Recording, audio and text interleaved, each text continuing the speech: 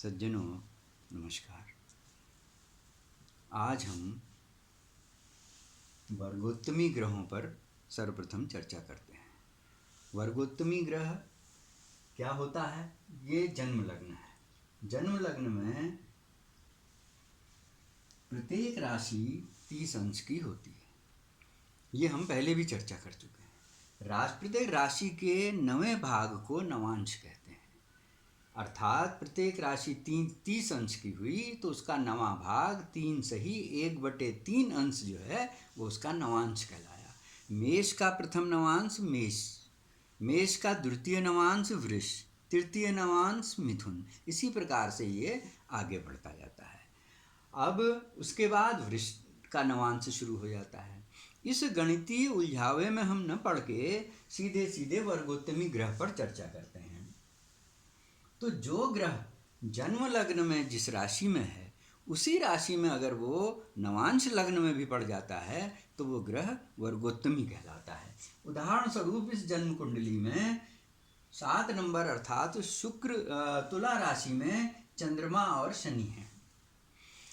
नवांश लग्न में भी 7 नंबर अर्थात तुला राशि में चंद्रमा और शनि है। तो ये चंद्रमा और शनि वर्गोत्तमी ग्रह हो गए। जो ग्रह जन्म लग्न में जिस राशि में है उसी राशि में नवांश लग्न में भी अगर वो पड़ता है तो वो ग्रह वर्गोत्तमी कहलाता है। पुनः 4 नंबर अर्थात कर्क राशि में शुक्र है तो नवांश लग्न में भी 4 नंबर पर शुक्र है तो शुक्र ग्रह वर्गोत्तमी कहलाया।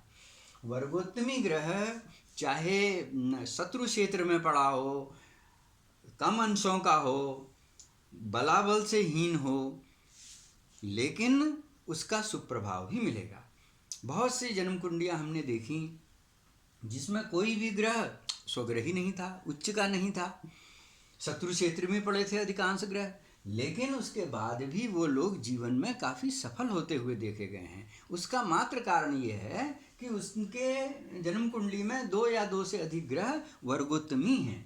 तो वर्गोत्तमी हम जब कभी जन्म कुंडली का अध्ययन करें तो हमें जन्म लग्न, चंद्र लग्न और नवांश लग्न तीनों का सम्यक अध्ययन करना चाहिए। जो ग्रह यहाँ शत्रु क्षेत्री है, अगर नवांश में भी शत्रु क्षेत्री है तो वो उसका शुभ फल कम हो जाएगा। अगर यहाँ बलवान है जन्म लग्न में और नवांश लग्न में भी बलवान है तो उसका बल बढ़ जाता है। अब हम आते हैं केंद्राधिपति दोष पर। पाप ग्रहों की राशियाँ केंद्र में शुभ प्रभाव उत्पन्न करती हैं और शुभ ग्रहों की राशियाँ उतना शुभ प्रभाव उत्पन्न नहीं करती। अगर शुभ राशियाँ जैसे इस उदाहरण में नंबर 1 में हम देखें कि मिथुन और कन्या दोनों राशियाँ ये बुध की राशियाँ हैं, ये केंद्र में पड़ गई हैं। फिर बुध भी केंद्र में पड़ा है तो ये उतना शुभ प्रभाव नहीं देंगे। द्वितीय स्थान और सप्तम स्थान मारक स्थान कहलाते हैं तो बुध यहाँ मारक स्थान में पहुँच गया और दूसरे और 7वें स्थान के स्वामी मार्केश कहलाते हैं। बुध मारक स्थान में है, पुनः इसलिए ये शुभ फल नहीं देगा। पुनः बुध उच्च का है इसलिए इसके अंदर मारक शक्ति प्रबल हो गई है। अब हम दूसरे उदाहरण लेते हैं। शुक्र अपने घर में वृष राशि में शुक्र सप्तम स्थान में है। पहली बात तो शुभ राशि है, उतना अच्छा प्रभाव नहीं देगी। दूसरी बात शुक्र मारक स्थान में पड़ गया है, अच्छा फल नहीं देगा।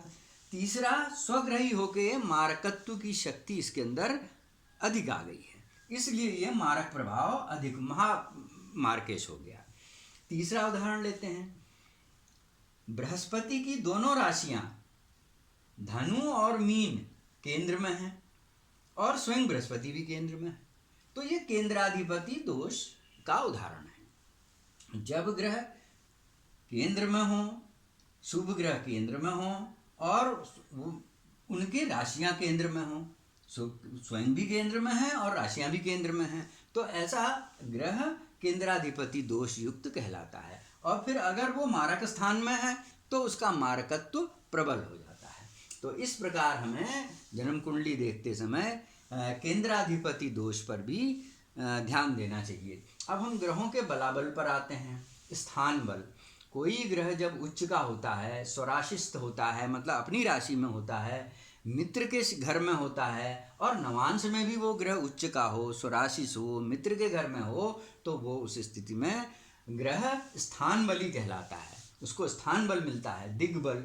बुध और बृहस्पति लग्न में दिग्बली होते हैं, सूर्य और मंगल दशम में दिग्बली होते हैं, शनि सप्तम में दिग्बली होता है, शुक्र और चंद्रमा चतुर्थ में दिग्बली होते हैं। इसके बाद आता है चेष्टा बल। सूर्य और चंद्रमा मकर से मिथुन तक, मकर कुंभ मीन मेष वृष मिथुन तक चेष्टा बली रहते हैं, और अन्य ग्रह वक्री होने पर और चंद्रमा से 12 डिग्री के अंदर होंगे तब वो चेष्टा बली होते हैं।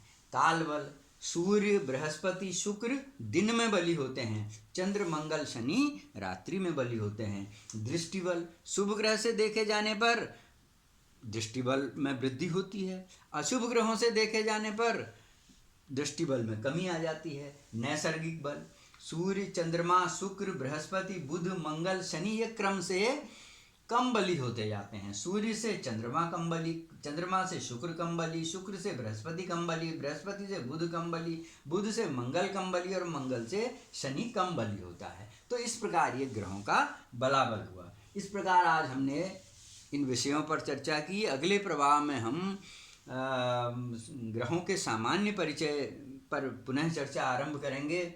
आपको ये मेरे प्रवाह कैसे लग रहे हैं? कृपया अगर रुचिकर हों तो आप इन्हें लाइक ज़रूर दीजिएगा। धन्यवाद, नमस्कार।